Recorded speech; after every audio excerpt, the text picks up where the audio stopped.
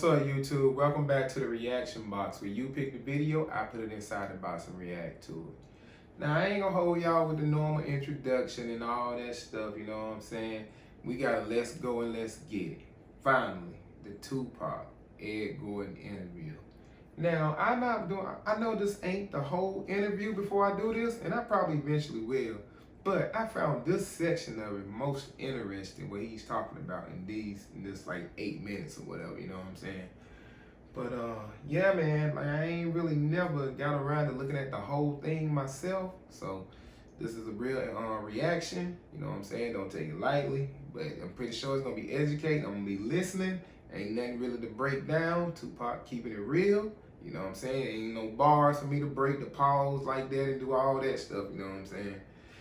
So yeah, we about to get into it though. Y'all see what I'm talking about. I'm pretty sure most of y'all don't seen it though, cause y'all keep telling me to do the Ed Gordon interview, you know what I'm saying? But let's get it, let's go, subscribe. I trip off because it happens out of nothing. It just goes, you know, everybody just be screaming and acting, and I just trip. I get uncomfortable, and it's like similar to a deer being caught in the headlights. I just freeze, you know, and I don't know what to do.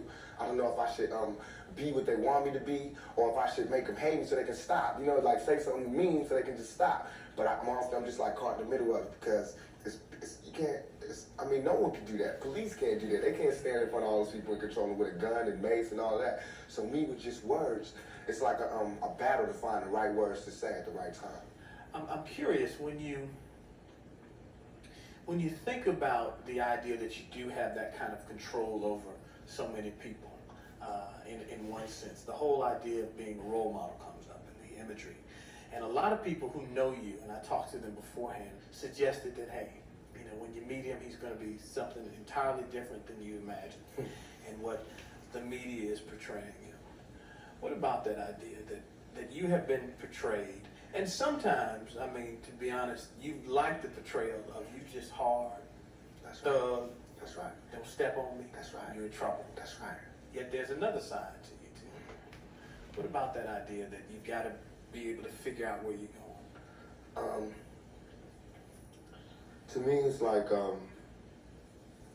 it is my sensitive side that likes to blow up the hard side, because if my image or my reputation can stop a confrontation before it happens, I'm fine. You know what I'm saying? I know how it is day to day. It's a constant man ego check going on in this street, in this world. So part of that is just like, you know, that's my resume. But as far as the media, they look at it something different. They don't care about my resume. They don't care about me not getting in trouble. It's just another story, you know, and it's a real story. They don't have to pay for it, and they're going to milk it for all it's worth. Now, I'm gonna pause it for a second though. It is crazy, man, when you listen to his actual music though, and then you listen to him talking, sitting down in this interview, it's almost like he rapping, but without a beat, because he keep it so 100 all the time. It's like he the same person, but without a beat almost. Like the way he talking to Ed Gordon, he can actually make a song out of that shit almost. It's crazy, man. For people, they want me, when they first see me, to humble myself. They want me to be like this and da-da-da, just because they're scared of me. But I don't feel like that's my job, to humble myself, to show you that I'm not a threat. I'm not a threat, unless you're a threat to me. You know what I'm saying? So when people say, when you meet Pop, he's different than he is, because when somebody one-on-one, anybody one-on-one, I believe, honestly, that I can talk. I believe that I have the ability to reason, I have logic, I have compassion, I have understanding. If we talk, there's no problems. You know what I'm saying? But that's not what happens. People use what they heard in the media, and that's how they come at me. And then, you know, we got a clash. One of the things that you read in the media is that you're angry, that you personify your generation, that you just got some angry folks out there, and you're one of them. I'll put it to you. Are you angry? Are you angry with what you see society is about? Yeah, I'm extremely angry, confused. You know, a lot of the times I sat up in court, I couldn't defend myself. You know what I'm saying? And it wasn't like the things they were saying about me were beyond my comprehension, or the things that I could say weren't going to help my case. But because it's like being exiled, you know, from society, and that's how I feel. And this whole The anger comes from, I'm tired of waiting for my past to get into society. All I ever wanted to do was make me and everybody around me feel more comfortable about where we were. You know what I'm saying? About the places that we stayed. This is our home base. Let's build it up. Let's be happy about where we come from. You know what I'm saying? Instead of trying to assimilate and get a pass key to where they at. You know what I'm saying? Not to say that everything needs to be separate, but we gotta find pride in ourselves. You know what I'm saying? And once you get the pride, like, Man, listen to me, man. When I say this dude, knowledge and mind, 25 years old when he died, man. Listen to this dude talk. Come on, man. Seriously, you cannot, man. He was so far ahead of his time. His knowledge, man, of self and what's going on around him was just so elite to everything, man. Like, just superior in every single fucking way. That's crazy. That's crazy. And 2 seconds after the pride comes anger from being held like that for so long, and to be made to go through those changes. You get mad, you know what I'm saying? I believe as soon as any black man receives his first 3 checks, he starts getting mad. Because it's not about the necessity of having to have a job and having to pay and having to do that. You don't care no more about the smiles and the, yes, massa, because you done got paid. You know what I'm saying? And now it's like you want to save money. You want to help other people. And you see how far it is, how far you have to go to help anybody in your neighborhood. It's set up for me when I get paid, for me to exit together.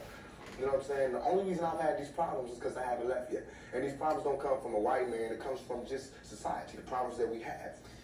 Let me put this to you. A lot of people telling me Tupac is, for the most part, a nice guy. This old thug thing, hype. Good for record sales. Helps him identify with the young people who are out there and angry, who would maybe label him a sellout, like they did Hammer, if he didn't have that hard side. What about that? First of all, nobody could call me a sellout. I'm not going for that. I'm not even in that.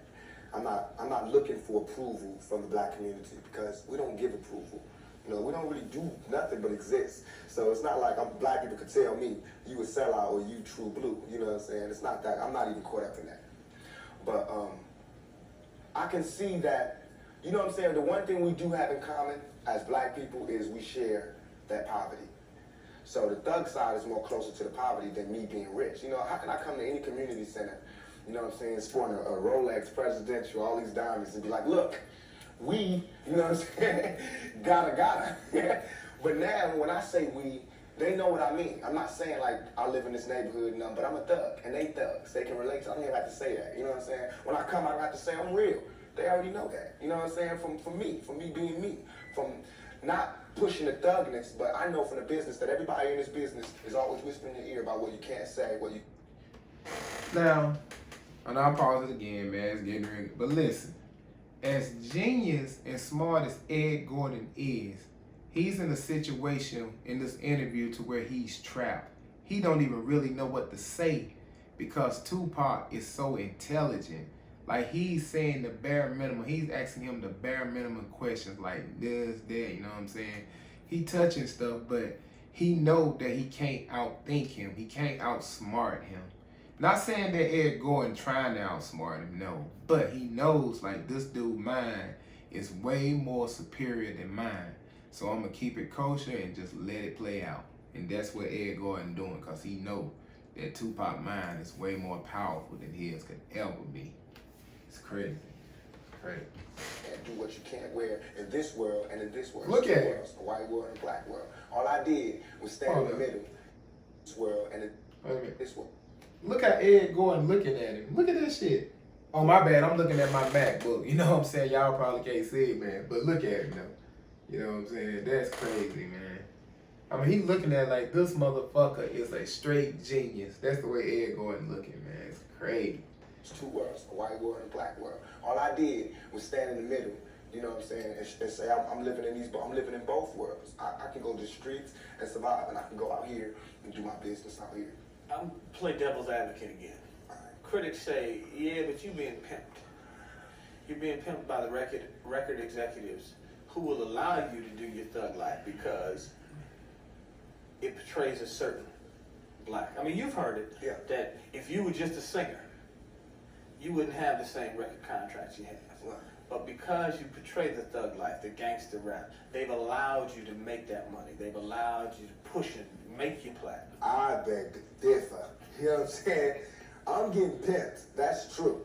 But just like how a woman would be, you know what I'm saying? Anybody would be pimped. You know, it's like, it's not that you get pimped, it's how long you get pimped. You know what I'm saying? Because if you really look at this situation, it is not I who's being pimped. When you look at the white kids with Raiders hats on, it's the white folks getting pimped. You know what I'm saying? Because I'm making their future. I'm writing down their curriculum. Right now, what I write in my album today, when it comes out in 2 months, that's what white kids is doing. So who really is getting pimped? What I'm writing in my raps is what the white kids is gonna be saying to their mamas and daddies when they come home. Who is getting pimped? You know what I'm saying? I'm a high school dropout. You know what I'm saying? As far as my teacher told me when I was in high school, I ain't gonna be, you know what I'm saying? I just gotta, it's going down. You know what I'm saying? It's going down. You know, everybody's getting pimped. Whether you work a 9 to 5 or whether you work for yourself, you're getting pimped by somebody. That's not the crime. The crime is how long you allow yourself to get pimped. You have to come up. Everything is a come up. Everything is a struggle. You start from the bottom, working to the top. Man, listen to me. When I say that dude right there, oh my God.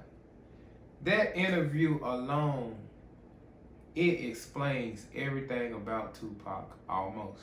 Like, it's just incredible, man. It's incredible. But I found that section of the interview most interesting, though. You know what I'm saying? Because we already know what happened about him and the cops or him and the rape charges and all that. I like to hear him talk about life in general, not about, oh, Tupac, they say you raped her and blah, blah, you know what I'm saying? We done heard that in so many interviews and all that stuff, but yeah, man, that was real deep right there. That was deep. Get in the comment section and let me know, though, if y'all want me to do the rest of the interview. You know what I'm saying? Because there might be other parts in the interview that y'all found more interesting, too. And if so, I'll go back and I'll do the whole interview. If not, leave your regular requests and I'll hop to it ASAP. Like I say, I ain't recorded in like 5 days. I'm back in the reaction box. And yeah, man, let's get it. Let's go. I'm going to holler at y'all in the next video.